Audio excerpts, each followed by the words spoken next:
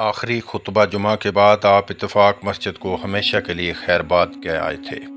ملکی حالات تیزی سے خراب ہونے لگے، لوگوں پر عرصہ حیات تنگ کیا جانے لگا، اداروں کی آپس میں چپکلش بڑھنے لگی، صوبے ایک دوسرے کے دشمن ہو گئے، علیحدگی پسندوں نے سازشوں کے جال بننے شروع کر دیے، کرپشن دیمک کی طرح ملکی وسائل چٹ کرنے لگی۔ آپ اپنے ذہن میں ایک پلان تشکیل دینے لگے۔ اس پلان کو پایہ تکمیل تک پہنچانے کے لیے صلاح مشورے شروع ہو گئے، فائل ورک مکمل ہو گیا۔ یوں آپ نے کرپشن کے نظام کو نیست و نابود کرنے کے لیے میدان سیاست میں عملی قدم رکھنے کا فیصلہ کر لیا۔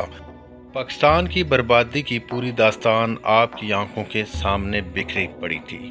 پاکستان کو تباہ کرنے کا عمل کوئی آج کی پیداوار نہیں تھا، یہ تو قیام پاکستان کے وقت سے ہی شروع ہو چکا تھا۔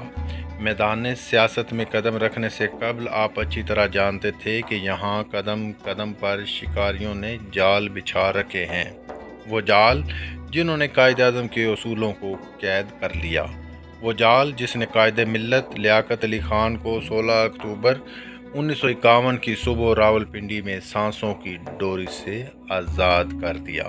ہو سکتا ہے آنے والے دنوں میں انہیں بھی اسی طرح کے انجام سے دوچار ہونا پڑے۔ آپ کا تعلق بھی مڈل کلاس فیملی سے تھا۔ میدان سیاست پر قبضہ جمائے بوڑھے گد کب برداشت کر سکتے تھے کہ ایک متوسط طبقے کا فرد ان کی آنکھوں میں آنکھیں ڈال کر جواب طلب کرے؟ یہ وہی بوڑھے گد تھے جنہوں نے مفلوج غلام محمد کو لیاقت علی خان کی کابینہ سے نکال کر بیساکھیوں کے سہارے کھڑا کر کے گورنر جنرل بنوایا، چودھری محمد علی کو سیکرٹری کے عہدے سے ہٹا کر وزیر خزانہ بنوایا۔ الغرض 1951 کے بعد ملک کو مشکلات کے سمندر میں دھکیل دیا گیا، جمہوری اداروں کو تباہ کیا جانے لگا، اچھے کردار کے سیاستدانوں کی تذلیل کی جانے لگی، حتیٰ کہ قائد کی ہمشیرہ فاطمہ جناح کا بھی خیال نہ رکھا گیا۔ آپ کے ایسے ماحول میں سیاست میں قدم رکھنے کا مقصد ان خونخوار بھیڑیوں کے نوکدار دانتوں کو جبڑوں سے اکھاڑنا تھا، انہیں ان درندوں سے جنگ لڑنی تھی۔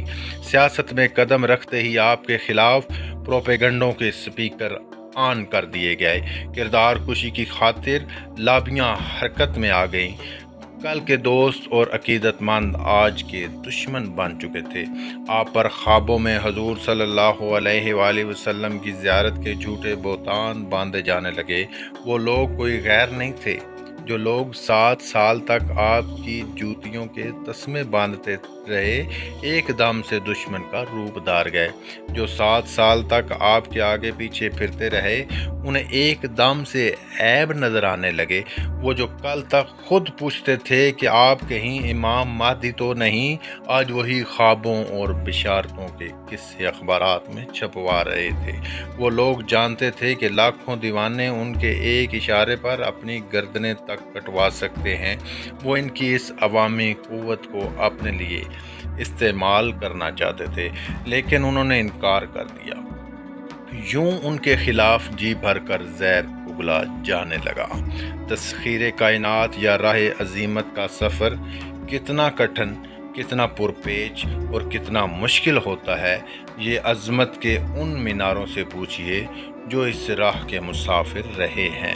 مقصد سے لگن جنون کی حد تک ہو تو پھر فرہاد کو کسی شیریں کی ضرورت نہیں پڑتی، مال و اسباب کی فکر لاحق نہیں ہوتی، پھر صدق و اخلاص کے ساتھ پہاڑ کا سینہ چیرنے کے لیے ایک تیشہ ہی کافی ہوتا ہے۔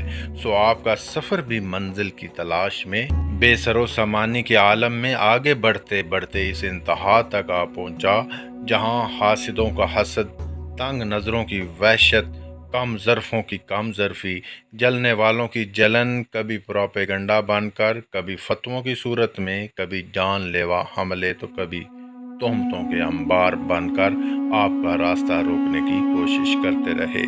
مگر سفر عزیمت اپنی پوری شان سے جاری ہے، ساتھ رہیے گا۔ ارادے کی پختگی، منزل کا تعین، جہد مسلسل، کامیابی کا یقین اور استقامت کا یہ سفر مزید کن راستوں سے گزر کر منزل کو پانے کے لیے بے تاب ہے۔ اگلی اقساط میں جان سکیں گے۔ اگر آپ ہمارے چینل پر نئے ہیں تو اس چینل کو سبسکرائب کیجئے، لائک شیئر ضرور کیجئے تاکہ بآسانی اگلی آنے والی اقساط